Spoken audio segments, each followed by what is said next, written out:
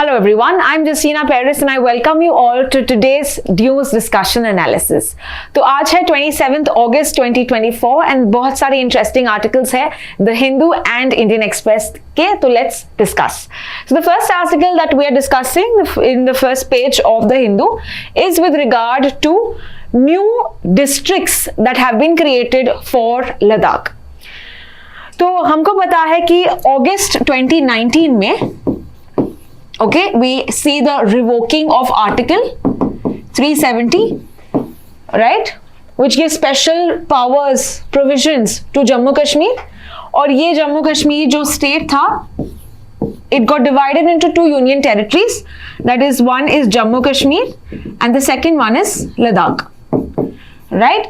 जम्मू कश्मीर अभी इलेक्शंस आने वाले हैं, right? This has a state legislative assembly. What about Ladakh? Ladakh is a union territory. यहाँ पे state legislative assembly नहीं है, okay? But we see that two districts have been created, that is Leh and Kargil. ठीक है? Along with this, इनके autonomous hill development councils भी बनाए गए हैं. Now ये बनाए थे 1995 and 2005 में.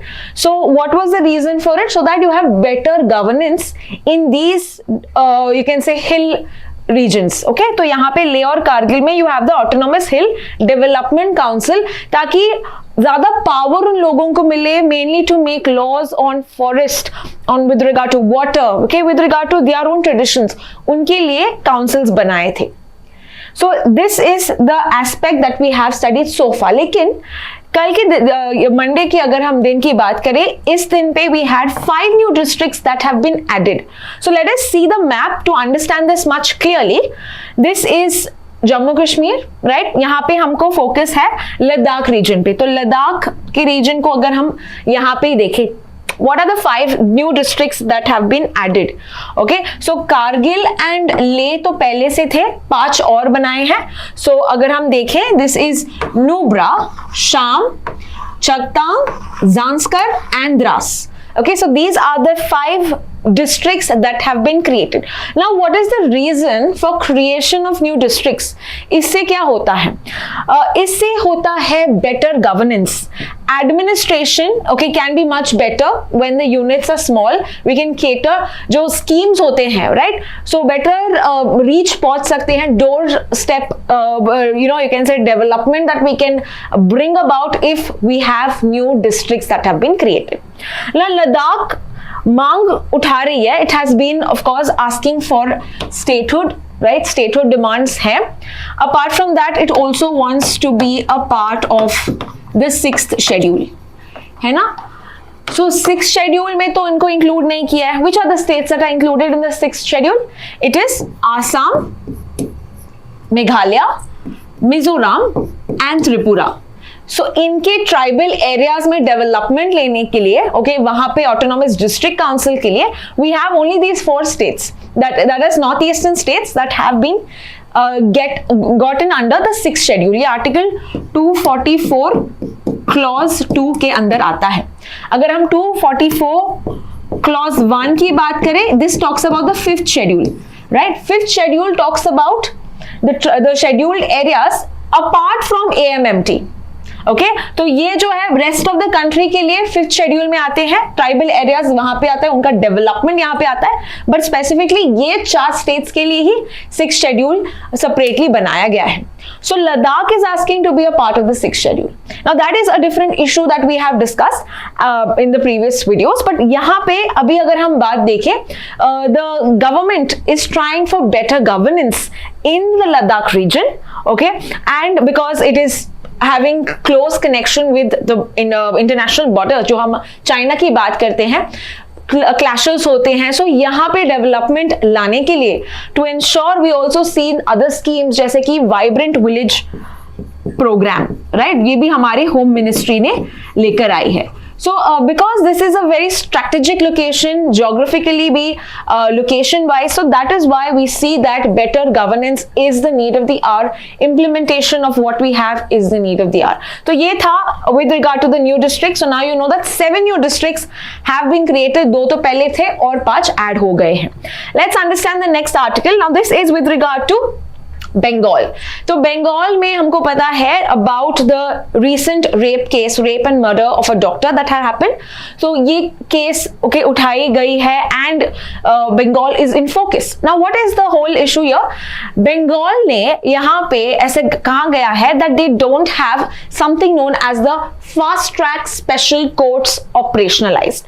Now let's understand what exactly do you mean by the fast track special courts. तो ये कोर्ट्स बनाए गए हैं ओके मेनली टू डिस्कस और to dispose cases with regard to POCSO act okay और with regard to rapes. Okay rape यानी कि women abuse के बारे में या चिल्ड्रन के अब्यूज के बारे में अगर हम बात करें, those cases have been to taken under the fast track special court. तो ये कोर्ट लेती है, ये सेंट्रली स्पॉन्सर्ड स्कीम है, 2019 में आया था, लॉन्च हुआ था. ओके सेंट्रल स्पॉन्सर्ड स्कीम का मतलब है स्टेट भी फंडिंग देती है, सेंटर को भी फंडिंग देना पड़ेगा, राइट. सो दोनों states and centres are mainly responsible for the creation of this. Funding दोनों से मिलता है. तो प्रॉब्लम क्या है? वी सी दैट यहाँ पे तो होना चाहिए, बंगाल में भी होना चाहिए. Yes, we do have 123 such fast track courts. Okay, union government ने अलाउ तो किया है, पर कितने ऑपरेशनलाइज हैं? 0. So it is said that as of mid 2023, none of the courts have been made operationalized. Now, a very important court. What is the functions of it? ये courts होंगे तो क्या होगा? The conviction rate of these rape cases will be better, right. We'll have the pendency, जो तारीख पे तारीख होती है ये नहीं होगी, right. And if you are having these cases we'll say that justice can be delivered in a more smooth, efficient and fast manner. But क्या ये इन रियलिटी हो रहा है? This is what I am talking about. Implementation schemes तो कहीं ज्यादा है, but implementation कितना हो रहा है? That is a question to be asked. Now, what do you talk about the fund? Okay, जो सेंटर भी फंड देता है, सेंटर भी शेयर करता है, तो ये शेयर देता है निर्भया फंड से. What is this Nirbhaya fund? Nirbhaya fund 1000 crore का एक कॉर्पस है, कॉर्पस फंड है, right. It was started mainly to ensure women के लिए schemes. Okay, women safety protection होता है, उनके लिए अगर स्कीम्स लेके आती है गवर्नमेंट, तो ये 1000 करोड़ उन्होंने सेपरेटली फॉर वुमेन के लिए रखा है, for protection of women, for safety of women. Okay, so that is the Nirbhaya fund. तो यहाँ इस फंड से ये mainly will be giving out these to the states. And इसका नोडल मिनिस्ट्री कौन है जो फास्ट ट्रैक स्पेशल कोर्ट्स का? That is by the department of justice which comes under the ministry of law and justice. So ये हमने देखा है with regard to the issues in Bengal. Apart from that POCSO की बात करें, yes ये 2012 में आया था. Okay, with regard to what is the full form? Protection of Children from Sexual Offences Act. The definition of child here is 18 years. है ना. तो यहाँ पे अगर we understand amendments भी लेके आए हैं हम, Criminal Amendment Act 2018, so that rape below 18 years is given a death penalty. ठीक है, जो सजा है it can be given to the accused is given the punishment of what? Of death penalty, फांसी की सजा. ठीक है, ये सब हमको पता है with regard to our acts. Let's understand the next article. This is with regard to the education minister. तो एजुकेशन मिनिस्टर ने डिफाइन किया है, या मिनिस्ट्री ने डिफाइन किया है, literacy and full literacy in push for adult literacy. Let's understand the whole article. तो यहाँ पे इन्होंने डिफाइन किया है what do you mean by literacy, what do you mean by full literacy. Now, the whole focus of this article is also with regard to the New India Literacy Program, NILP. तो पहले समझते हैं कुछ basics आपके exam के लिए. NILP क्या है? So NILP जो है इसका दूसरा नाम है उल्लास नव Bharat Saksharta Karyakram. Okay, this is also another name for the scheme. Okay, this is again a centrally sponsored scheme, यानी सेंटर और स्टेट दोनों फंडिंग देता है. Other way we have the other schemes like central sector scheme, जहां पे 100% funding centre देता है. But because this is a sponsored scheme, centre is only sponsoring some parts of it, right. So इसीलिए centre और state दोनों पे यहाँ पे फंडिंग देता है. दिस स्कीम और programme is very well aligning with our new education, national education policy. तो ये जो नेशनल एजुकेशन पॉलिसी रिसेंटली आई थी, right, that was in 2020, new education policy. So this is with regard to that. यहाँ पे जो adults हैं, right, उनको भी लिटरेसी लाने के लिए we have bought this particular scheme. What is the current literacy rate of India? Okay, according to the National Family Health Survey 5, ठीक है, हमारा जो current literacy rate है, it is 77.70%. ओके, तो ये क्वेश्चन आ सकता है 77%. इसमें से 84% okay is the mail literacy rate. 84% is the mail literacy rate, 84.7%. And बाकी अगर हम देखें कम कैसे हो रहा है, बिकॉज यहाँ पे women I have not got much literacy, so that is about 70%. 70% बात करें the women, and male की literacy की बात करें पूरे इंडिया में it is 84.7%. Okay, so remember we've discussed this also, the gender gap report जो वर्ल्ड इकोनॉमिक फोरम लेके आती है, वहां पे इंडिया का रैंक क्या है, 129. ग्लोबल जेंडर गैप जो रिपोर्ट है, it is mainly telling men and women are not in the equal status, right. जो वुमेन है, they are still facing challenges in the economic sector, in the educational sector, this is educational sector. Political sector, जैसे कि कितने महिलाएं हैं in the member of the parliament, just 74 out of 543. So in various ways we see women are lagging behind, and one such report or one such understanding is with regard to the literacy rate. तो women की literacy rate के लिए of course there is another scheme, that is the Saakshar Bharat programme. ठीक है, तो इसके बारे में भी हम देखेंगे, बिकॉज यहाँ पे the focus is on adult women literacy. जो हमारा टारगेट है कि हम 80% लिटरेसी लेवल्स आए. Okay, now we are 77%, and यहाँ पे मेजर फोकस होगा for the women, because you see the women are just about 70% literate in India. So this is Saakshar Bharat, जो 2009 का स्कीम है.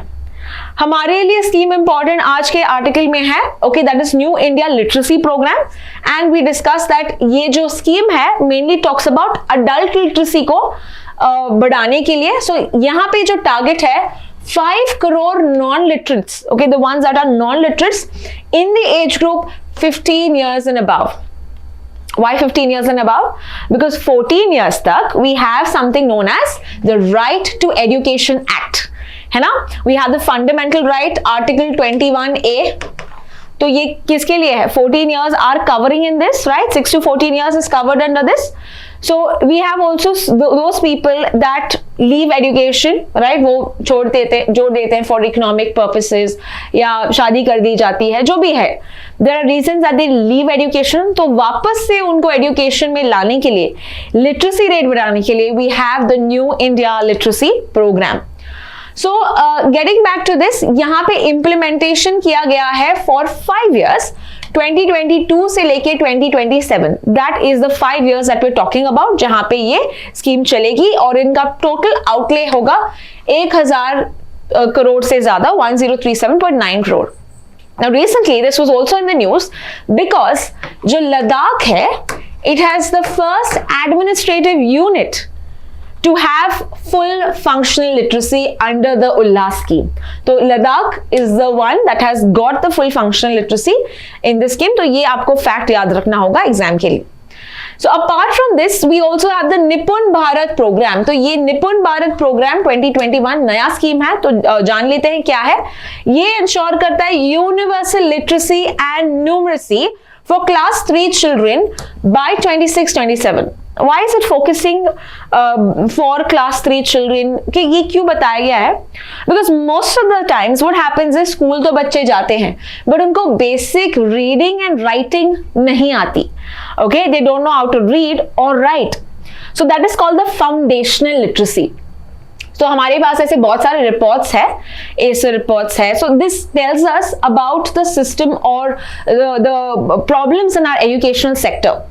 तो इसको ये टैकल करने के लिए, लिटरेसी को टैकल करने के लिए, okay, we have class 3 standard तक, okay, they should have proper literacy by 26-27 is one such another programme. तो इसी आर्टिकल में क्या बताया है, डिफाइन किया है लिटरेसी यानी कि क्या है, what do you mean by literacy, that is the ability to read, write, to compute, okay, आप कॉम्प्रिहेंड करना, आइडेंटिफाई करना, अंडरस्टैंड करना, तो ये सब बताता है with regard to what do you mean by literacy. Then there is something called as full literacy. Full literacy का मतलब क्या है, it means or considered to be 100% literacy, but 95% literacy होना चाहिए in states and union territories. That is the meaning of full literacy. Okay, और अगर हमको check करना है literacy, then there is a test. Okay, what is the test to understand the literacy? That is called the foundational literacy and numeracy assessment test. तो ये test देके पता चलेगा कि क्या ये literate है या नहीं.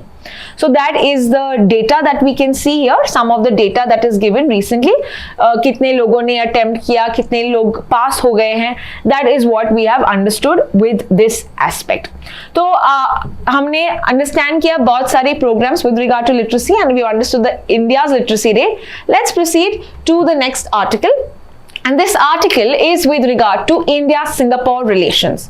तो हमको पता है कि we have our ministers, okay, कौन से ministers गए हैं, Minister of Finance Nirmala Sitharaman, हमारे External Affairs Minister S Jaishankar, Piyush Goyal जो हमारे minister of commerce and industry है, and finally Ashwini Vaishnaw who is the minister of railways, information broadcasting as well as information and telecommunication के minister जो है।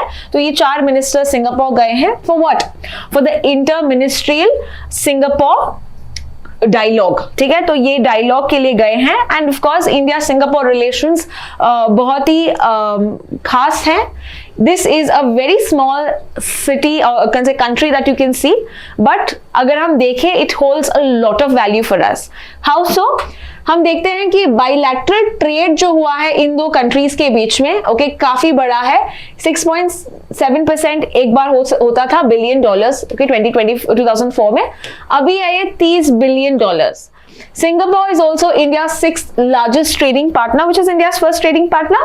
China, this is the 6th trading partner for India. And अगर हम बात करें, Singapore is continued to be the largest source of FDI, जो investment, जो foreign direct investment आता है इंडिया में, लार्जेस्ट कहां से आता है, सिंगापुर से आता है। तो इतना छोटा कंट्री है, but you see that the investment that we get from this country is far greater. And यहाँ पे इस बाइलैटरल मीट में हमने डिस्कस किया है कि हम कैसे एक्सप्लोर करें हमारे ties. So in that case what are the 6 pillars that we are talking about? The 6 pillars include digital, skill development, sustainability, healthcare, connectivity and advanced manufacturing. ठीक है, तो these are the mainly the pillars that we're talking about, कहाँ से हम explore करें हमारे relations. And we also see defense में बहुत सारे exercises भी हमने देखा है exam point of view के लिए। SIMBEX, ठीक है, that is Singapore India maritime bilateral exercise, that is दोनों नेवीज के बीच में सिम्बेक्स एक्सरसाइज 2024 में रिसेंटली हुआ है, तो navies are participating. Then there is also called as bold Kurukshetra, bold Kurukshetra, okay, Kurukshetra. तो इस पर्टिकुलर एक्सरसाइज में we have the India and Sri Lanka के armies are participating, bold Kurukshetra, ठीक है, लास्ट ईयर ये पार्टिसिपेशन हुआ था। So this is some aspect that you can remember with regard to India Singapore relations. Let proceed to the next article.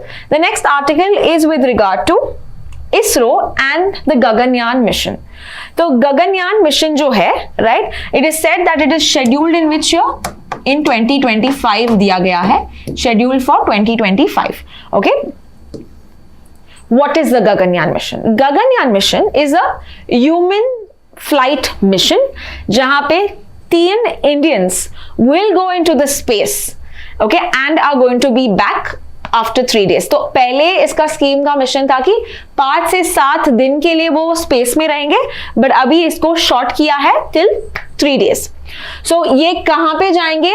They will go in the low Earth orbit, that is 400 kilometers above the Earth's surface, right? And कौन सा इनका launch vehicle होगा? The launch vehicle will be GSLV Mark 3, right? इसको हम बाहुबली कहते हैं, fat boy कहते हैं, और it is also called as LVM-3.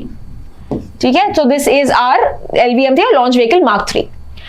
So this is the launch vehicle that is going to carry 3 of our Gaganauts, right? उनको एक नाम दिया है, astronauts नहीं कहेंगे हम उनको, Gaganauts. So what is the meaning of Gaganyaan? Gaganyaan का संस्कृत वर्ड है, it's called as the skycraft. Now why are we discussing all of this? It's because यहाँ पे इसरो ने डिजाइन किया है humanoid skull. What does humanoid skull have to do with the Gaganyaan mission? So before the humans, जो 3 humans space में जाएंगे, उसके पहले we're going to do some testing, right? We cannot just do a straight of mission. So यहाँ पे we will have something known as the Vyomamitra. Vyom का मतलब है space, mitra यानी friend. So space friend. We will have a space friend. Now who is this? This is a robo. ठीक है, ये humanoid है. तो यहाँ पे you will have the designing that was designed, उसका skull होगा, कैसा होगा, and it is going to be very similar to a human. इसीलिए ह्यूमनॉइड कहते हैं. तो पूरा टेस्टिंग और सब देखेंगे कि ये कैसे सर्वाइव करते हैं, what are the challenges that humanoid will face, what are the parameters that she has to go through. So that is understood firstly by sending this robo. This is the first time that a robo will be sent. India का पहला project है जहां पे robo will be sent before the Gaganyaan mission जो 2025 में होगा, उसके पहले ये मिशन होगा. So हमने एक डिजाइन किया है उनका skull to understand and to kind of copy, emulate what is going to be there in a real time situation. तो एक स्टिमुलस हम उनको जनरेट करेंगे, समझेंगे कि कैसा प्रेशर, कैसे पैरामीटर्स होंगे, and how will the person survive in the space. So these are some important aspects. Okay, about the Gaganyaan mission, very important. Okay, और अगर ये मिशन सक्सेसफुल हुआ, India will be the 4th country to do so. तो पहले 3 countries कौन है? We have US, Russia and China. So these 3 countries have successfully given the human flight mission, and India will be the 4th country to do so. So this was with regard to the Gaganyaan mission. Recently और एक news के लिए Gaganyaan mission भी था. What is that? Have you heard of the Saki app? Saki app याद है?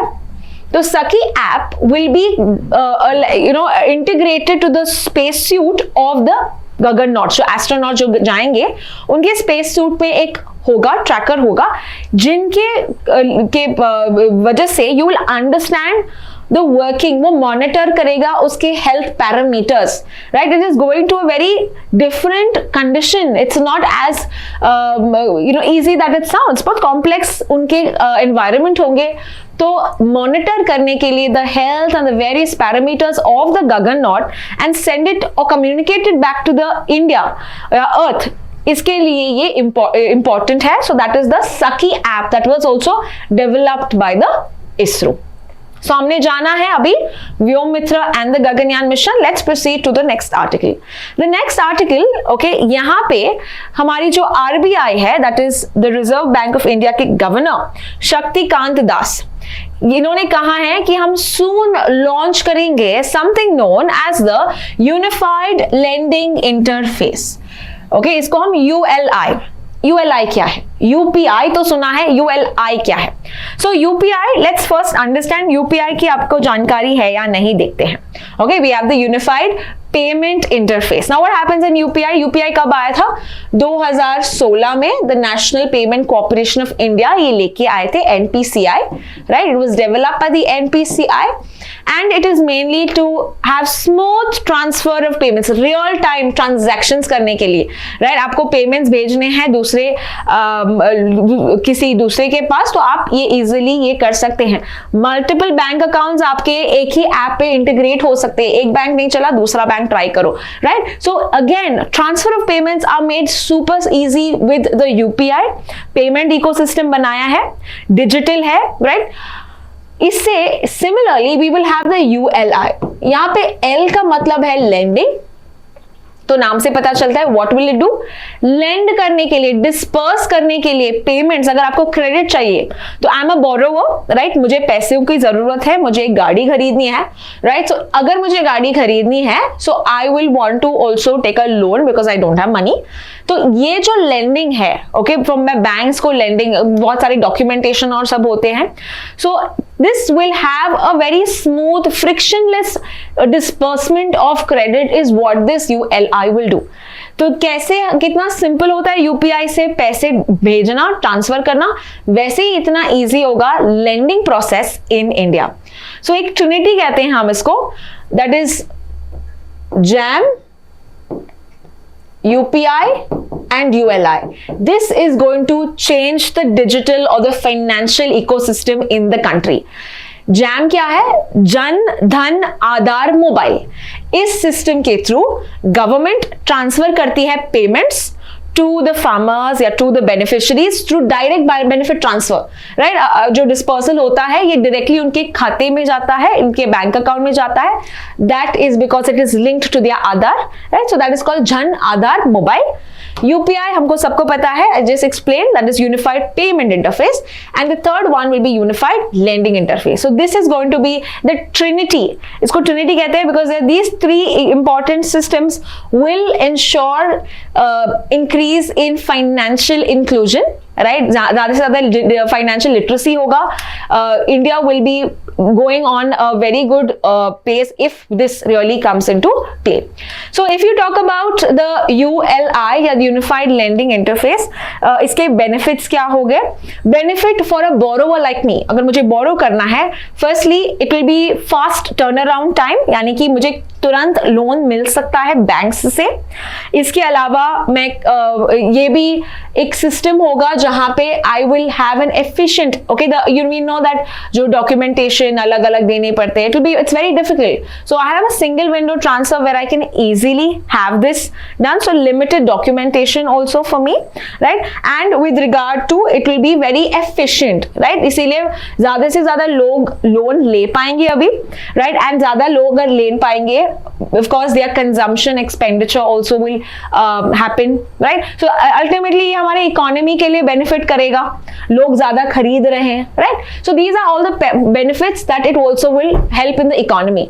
On the other hand, banks और सब के लिए अभी क्या हो रहा है, अलग अलग इकोसिस्टम हो रहा है, अलग अलग सेंटर्स में डेटा यहाँ पे कलेक्ट कर रहे हैं। What about we have land records and everything in one place so that they will have it better efficient to give loans, right? तो इसीलिए हम इसको कहते हैं फ्रिक्शनलेस क्रेडिट देना, ओके, यानी कि एक स्मूथ वे से हम क्रेडिट दे पाएंगे लोगों को या हम डिस्पर्स कर पाएंगे loans, and that is why this whole article is very important. अभी ये लॉन्च नहीं हुआ है, it is going to be soon launch, so when it launches soon we will see more details about it. अभी के लिए बस जान लो what do you mean by ULI। Let's understand the next article. So next article जो है with regard to the Indian Meteorological Department. So we have seen that most of the times जो IMD होती है, IMD हमेशा accurate नहीं होती, you know, sometimes जैसे कि रेड अलर्ट है कल लेकिन देखा कि बारिश ही नहीं हुई, होता है ना बहुत बार। So yes, there have been lapses with the IMD और मेट्रोलॉजिकल डिपार्टमेंट, जहां पे बहुत बार यहाँ पे मिस इंफॉर्मेशन या you can say incorrect predictions भी होते हैं। Now that is because our ecosystem is not very well updated, right, इसको और भी ज्यादा एक्यूरेट बनाने के लिए we require intense infrastructure, we require proper computation system, software की जरूरत है, सब कुछ जरूरत है, इसके लिए आपको पैसा पंप इन करना पड़ेगा। So now the government is trying to upgrade, okay, upgradation की बात हो रही है ताकि हम जो एक्सट्रीम वेदर्स की बात करते हैं, बारिश, rainfall and all of this predictions को अगर और भी थोड़ा एक्यूरेट, प्रिसाइज बनाना है, we need to upgrade our systems. So that is what is the news कि अभी हमारा जो सिस्टम है ये अपग्रेड होगा। We are going to be using various other softwares to increase the precision of our weather forecasting. Now let's understand what is important for us. How do we get questions अगर ये passage आता है? Of course एक तो है IMD के बारे में, that is India meteorological department. When was this department form? 1875, right. And इस ये कौन से मिनिस्ट्री के अंदर आती है? Ministry of earth sciences. Okay, ministry of earth sciences.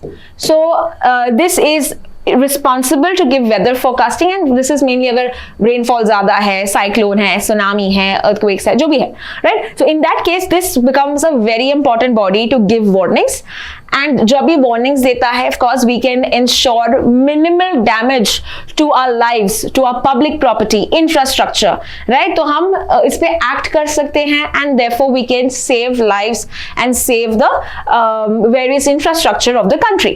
So इसीलिए बहुत important होता है to invest in these kind of systems, where especially for a country like India जहाँ पे population इतना ज़्यादा है, जिसके कारण जो इनका impact होता है, disasters का impact होता है, वो ज़्यादा होता है हमारी country में. So that is the reason it's important for doing so. Now this is going to be vast than the monsoon mission. तो एक monsoon mission हुआ करता था जो launch हुआ था 2012 में.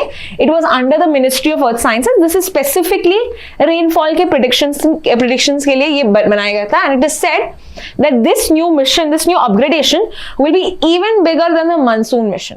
ठीक है, सो ये एक सिस्टम है. एंड अपार्ट फ्रॉम दैट अगर हम सैटेलाइट्स की बात करें, do we have weather satellites? Yes, we do have earth observation and weather satellites, and this is the INSAT 3 series. तो इसमें से इनसैट 3D, इनसैट 3DR ये स्पेस में रहे हैं for over 8 years, and recent one जो इनसैट 3DS लॉन्च हुआ है, इसी साल लॉन्च हुआ है. So this is of course going to be very beneficial for us in upgrading our system. Apart from that 4 series भी, इनसैट 4 वाला सीरीज भी लॉन्च करेंगे, is what this article tells us. So very interesting to know कि अभी government कर रही है 10,000 crore at least spend करेगी for ensuring better weather forecasting. And the last article of the day, this is from the Indian Express. तो recently we've seen with regard to India and USA की relations, हमारे defence minister भी गए हैं USA. So हमने agreement sign की है. So we're going to break this down for you. So the first one, or the new agreement that was signed, is called as SOSA, that is Security of Supply Agreement. और दूसरा एक memorandum of agreement sign किया है with regard to assignment on liaison officers. Now we're going to understand ये क्या है, ये समझते हैं. But before that, let's understand which are the other agreements between India and the USA. तो अगर हम अग्रीमेंट्स की बात करते हैं तो ये पूछ सकते हैं कौन से अग्रीमेंट्स इंडिया और यूएसए के बीच में है. Specifically this has to do with our defence. Okay, defence cooperation के लिए बहुत ही इंपॉर्टेंट है. तो आइए समझते हैं. The first one is GSOMIA, which is general security of military information agreement. ये 2002 में ये साइन हुआ था between India and the US. What is the major function? It is for sharing military information between the 2 countries. Okay, तो ये agreement military information share करने के लिए साइन किया था 2002 में. The next agreement is LEMUA. The full form of LEMUA is Logistics Exchange Memorandum of Agreement. Okay, Logistic Exchange. So यहाँ पे logistics हम exchange कर रहे हैं. That means जो इंडिया और यूएस है ये ईच अदर की मिलिट्री बेसिस, एक दूसरे की मिलिट्री बेसिस इस्तेमाल कर पाएगी for repair purpose, for replenishment. कुछ रिपेयर करना है, रिफ्यूल करना है, तो ये एक दूसरे की मिलिट्री बेसिस का इस्तेमाल करेगी. That was लेमो. लॉजिस्टिक्स के लिए हम हेल्प कर रहे हैं, एक दूसरे को हेल्प कर रहे हैं. This was signed in the year 2016. Okay, in fact 2016 से 2020 के बाद बहुत सारे अग्रीमेंट्स अभी की हम देखते हैं, बहुत सारे नए अग्रीमेंट साइन हुए. सो 2002 के बाद this is one such important agreement. Apart from that we have COMCASA.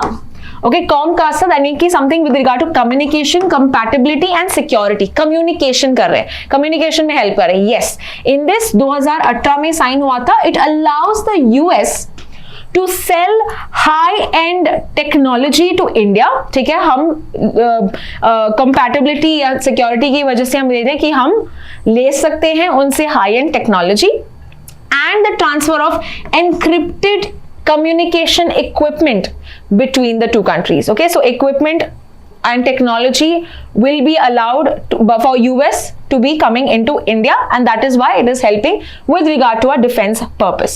Apart from that, अगर हम देखें, the next one is BECA. BECA 2020 में आया था. ये है Basic Exchange and Cooperation. Okay, now this is with regard to what? ये 2020 में जो आया था, यहाँ पे इंडिया को हेल्प करता है with the access of US के जो भी GPS systems है, right? So उनके GPS है, उनके maps है, security images, all that USA can give India. Okay, all of this information can be given to India, and US को allow करता है to provide India with the GPS and real-time intelligence, mainly for missiles. So BECA very important because ये हमको directly देता है satellite images, maps, okay, GPS, mainly to help us with our military purposes, right? So that is why it is a very important agreement for India. ये 2020 में sign हुआ था. And the recent, तो ये इसके बाद रिसेंटली अगर अभी की बात करें 2024 की बात करें, we are the security of supply agreement 2024. Recently this was signed. This is for reciprocal priority support to each other for goods and services that promote national defense. What does this mean? So अगर हमको कुछ requirement है कुछ चीजों की, goods की, okay, because यहाँ पे कुछ वॉर हुआ है, अभाव हुआ है उसका, so that in that case we can rely on US for the same. Okay, US can provide it because अभी क्या है, हमारे नेशनल डिफेंस पे ये नेशनल डिफेंस, नेशनल सिक्योरिटी पे ये अफेक्ट कर रहा है, and we are requiring some goods from US, so that can be given to us from US. So we have signed such an agreement. Okay, दोनों countries, okay, if they are facing an issue, we'll also be providing. So reciprocal priority support each other के goods and services. अगर a country is facing some security problem, some defense problem. Okay, but remember ये जो agreement है ये legally non-binding है. So do we have any legally binding agreement? Yes, that will be called as the RDP. ठीक है, अभी तक वो साइन नहीं किया है. ऑफ कोर्स अगर ये साइन हुआ है then we can also expect कि in the coming future RDB भी साइन होगा. Now that is called as reciprocal defence procurement agreement which US signs with its allies. So अभी तक ये हमने साइन नहीं किया है. Of course it's in the works, and if this happens this will be a binding agreement. तो अगर हमको कुछ गुड्स लेने हैं, कुछ सर्विसेज लेने हैं, specially when our country is in danger और with regard to our defence purposes, then we can do so. So this is with regard to US, और यूएस ने ये 28 कंट्रीज के साथ अभी साइन किया है. And the other agreement that has been sign, दो न्यू अग्रीमेंट है. तो एक तो है SOS A, that is SOSA. दूसरा है MOU on licensed officers. Now what is this about? Let's understand. यहाँ पे we will have the information sharing. Okay, it will increase information sharing between India and US. और India या Indian Armed Forces तैनात होंगे. Okay, it will be in the key strategic US command. They will be posted in the US commands. तो हमारे licensed officer will be posted in Florida. ठीक है, उनके naval base पे, सो उनके बेस पे. So this is what with regard to you have the MOU on licensed officers will be posted. Okay, information sharing होगी. So you can see that India and USA are closely cooperating in the defence sector. Now apart from this, recently हमने देखा है कि बहुत अच्छे से article में बताया गया है with regard to our cooperation milestones. Now with regard to our defense cooperation, हमने देखा है ISET. ओके, ये 2023 में साइन किया था इंडिया एंड यूएस के बीच में. आईसेट का फुल फॉर्म है initiative on creative and emerging technology, जहां पे हम टेक्नोलॉजी ट्रांसफर कर रहे हैं यूएस से India, mainly with regard to expanding our partnership with regard to the defence sector, with regard to the defence cooperation. तो जैसे हमें इंडिया और रशिया के साथ we have the BrahMos missile, we have jointly cooperated and made that, right. So ऐसे ही हम expect करेंगे कि को प्रोडक्शन हो between India and US, right, co-development ho, as well as it will increase our connectivity between the two countries. Apart from that, there's also Indus X. Indus X जो है ये भी 2023 यानी last year sign हुआ था between India and US. This is called, full form है India US Defense acceleration ecosystem. Now this is under the ICET. What is the meaning of this? ये एक bridge बनाएगा between India and US. What kind of bridge? यहाँ पे we'll require close cooperation, right? जैसे हमारे experts या अगर mentors okay US के इंडिया को हेल्प करेंगे, we'll have joint collaboration between the industrial sector, या एकेडमिया हमको सपोर्ट करेगी, उधर की academia supporting India, right? So in that case close cooperation, okay, close understanding, a bridge that will be created by joint working of the two countries. ये है INDUS-X, so that we create an ecosystem with regard to the defense system. So foundational agreements, we've seen the various agreements so far that we have done. 2002 से हमने लिखा है 2024 तक, which are the recent agreements that has been signed by India. So that is all with today's articles. हमने बहुत सारी interesting articles देखे हैं, and I will see you in the next video where I'm going to be discussing 20 questions from the articles that we just discussed. Thank you.